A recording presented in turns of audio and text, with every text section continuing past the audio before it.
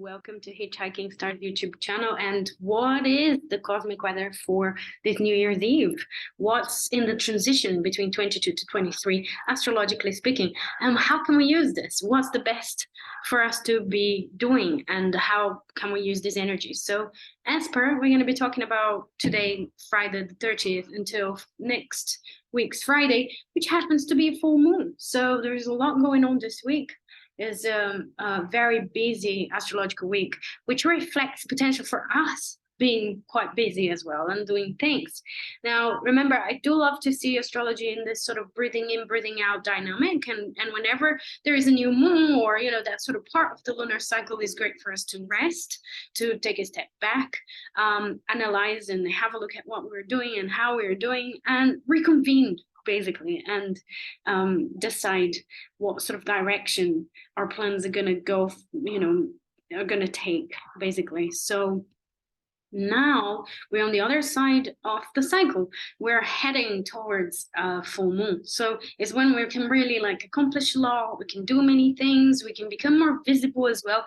So if you want to put yourself out there into the world, that's a great time as well during a full moon, because there's more possibility of people seeing you. This is the biggest opportunity for you to be seen, to be exposed.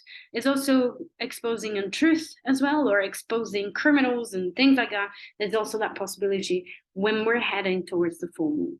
Now, what's happening here is that Mercury is retrograde. So this is the chart for today, for the 30th, a little bit later than the time that actually is, but that doesn't really matter. So Mercury has turned retrograde, and if I go back, look, that was yesterday, the 29th of December. So on the 29th of December, Mercury is stationed to go backwards. So it looks like it's going backward from our perspective, but it's a kind of an optical illusion. But that doesn't really matter, because what we're talking about here is symbolism. We're not really trying to do any, precise scientific discussion here. So what does that mean symbolically is this opportunity. So beforehand, Mercury retrograde happens 4 times a year. It doesn't really just happen, once in a while and we all, oh my God, everything is going to go wrong. It isn't. It's a season. It's like, when we think about, oh my God, no, winter is coming. Oh no, and it would be a kind of a similar reaction to when we go and oh no, Mercury is retrograde. So it's a season. It's a period that we have 3 weeks of Mercury apparently moving backwards from our perspective. And it really resonates with the kind of a season, with the time, with the quality of time, which involves revisiting, reassessing, looking into communications, verbalizing things, signing contracts, etc., verbal contracts as well. And how we come up, how do we express ourselves verbally, really, how we think about a situation. What do we think about a situation? Now, what's different in particular of this Mercury going retrograde now is that it turned retrograde conjoined Venus. So we have Venus at 24 degrees Capricorn here as well, and not too far from Pluto either. So I think that does give us a clue about what this Mercury retrograde could be about. And it has something to do with our values as well, very strongly. What are your values? What is the most important thing for you? What's the most valuable thing for you? But Venus will also talk about our sense of personal value. How do we value ourselves as well? Are you valuing yourself enough? Self-worth, is it coming from within or is it coming from without? How much validation do you need to express, to express appreciation for yourself? So ideally, none. But, this is the time for us to kind of rethink about these things and reassess these things. But definitely our love relationships would also be involved in that, because Venus talks about relationships and compromises that we do, anything to do with beauty as well, like rethinking our styles. And, I've been exploring and rethinking my style. Is like, how do I want to come out as a professional? Is like, as I shift externally, it's a kind of an external as well as internal vision of myself as an expert. I'm going from apprentice to expert, and then I really want to anchor that in how I look, how I present myself into the world. People will respect my authority if I look like an authority. So a lot of people say the first impression really sticks. So I think that's a good example here of what we can be doing with this Mercury retrograde this next 3 weeks, and rethink everything to do with business, with our image, how we come across, our values in our business as well. Are we doing business aligned with what we believe in, or how we believe things should be done, with what we truly care about? Those are some of the questions there. But obviously, because Pluto is so near to Venus, there's also Plutonic element to it as well, which is also going to be talking about survival, clearing, detoxing, anything that has to do with, it's like we've outrun something. We're ready to let go of those elements, be it personal image, be it values are not really aligned anymore, and how we talk about these values, or relationships as well. I think Pluto really shows itself through like toxic relationships, for example, when it really shows that something that doesn't do us good, that we're ready to move on from, to let go of. The interesting thing of this Mercury retrograde as well is that it's the ruler of Mars. So Mars is still retrograde. It will be going retrograde until the 8th of January, I think. And I've mentioned it various times already.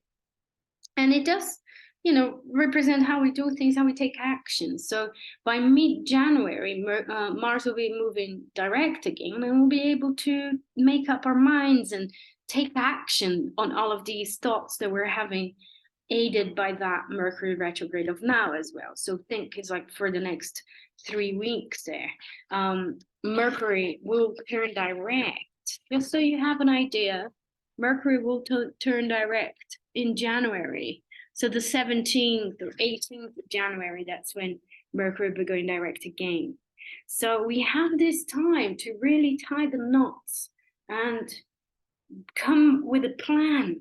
Come up with a plan that you can really put into practice from the mid-January to the whole February as well, because that is a window of opportunity there in 23 to move forward with things. All of the plans are going to be going forward again, so we can really achieve a lot, move ahead, speed up things, let the speed pick up as well. So that's something interesting. And Mercury being the ruler of that Mars, it means that we're going deeper into, we're digging deeper into these Martian issues about anger, about willpower, about how do we get things done, So this is, I think, one of the very important things. Now, the New Year's Eve is when Venus and Pluto conjoin. Now, that's a very interesting, very powerful New Year's Eve. So whatever it is, whatever situation you're in, I think this is brilliant for you to set intentions, but try to come out from, any negative, intense, emotional situation there, especially regarding relationships as well. And if you are involved in one of those, just be aware of. Try to pay attention to it as much as you can, rather than just really get swept up by it, because you can really create change in your relationships, in your image, in your values, all the things that have to do with Venus. So it's really important to look out and see what's happening in your life on this New Year's Eve. But it's brilliant for setting intentions, all the intentions to do with your beauty, with feeling beautiful, with self-worth, with loving relationships that are really healthier, that really support your sense of self-worth as well, and so on. So something really powerful of that Venus-Pluto conjunction right on the New Year's Eve.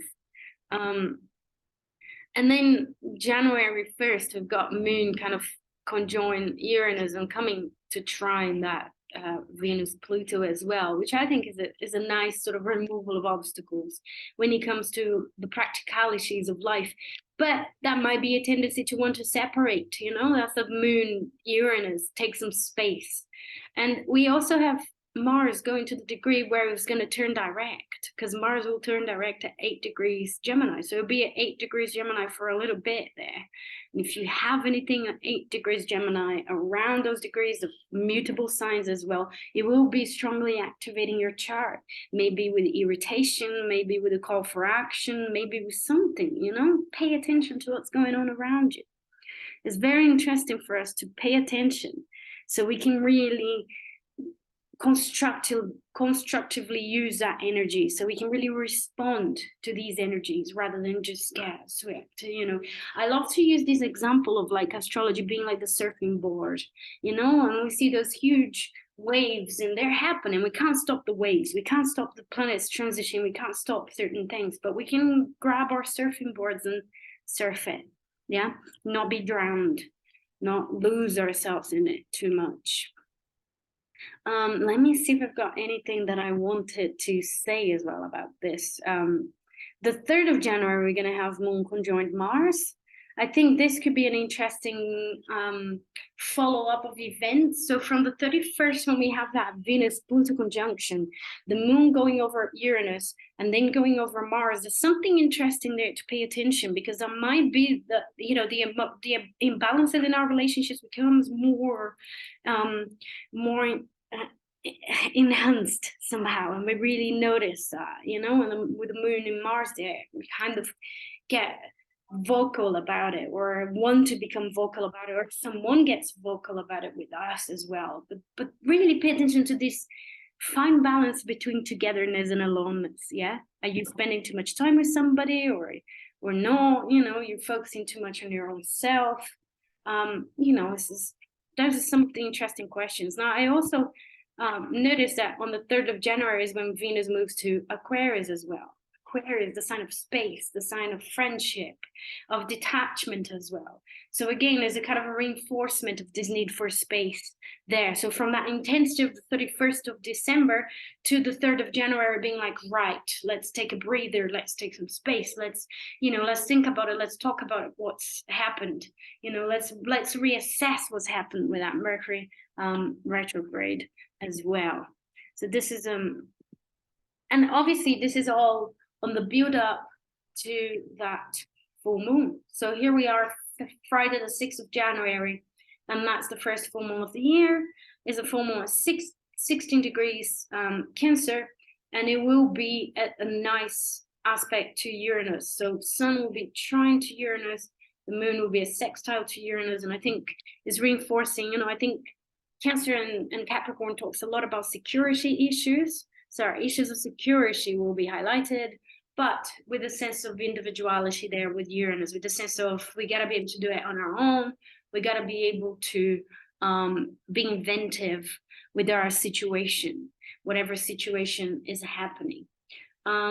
Is also Mercury very close to that Sun, coming towards the heart of the Sun, they call it in traditional astrology, which is when it is really in the very same degree of the Sun, and it really empowers that Mercury. But I really feel that something becomes really clear about what we sort of started rethinking when Mercury went retrograde on the 29th. So this is next Friday. So from yesterday to next Friday, something will become more clear about whatever it is that we're rethinking. And again, another thing that's involved in this full moon is Chiron at 12 degrees Aries, ruled by that Mars retrograde, still retrograde. So again, just bringing the same themes of individuality, and who am I when I'm alone, who am I when I'm with somebody else, and you know, how do I assert myself, how do I say no, how do I show anger, you know, am I good at taking leadership and stepping out of the comfort zone, taking action, you know, that's very Aries as well. So those will be there with this full moon as well. And the full moon, remember, is a combination. It's like showing something very clearly to us. Perhaps not the best time to take an action with it, but to sit with the discomfort, in case it is a discomfort that's coming to you, and really look at it and really see it from another perspective, because you'll be able to.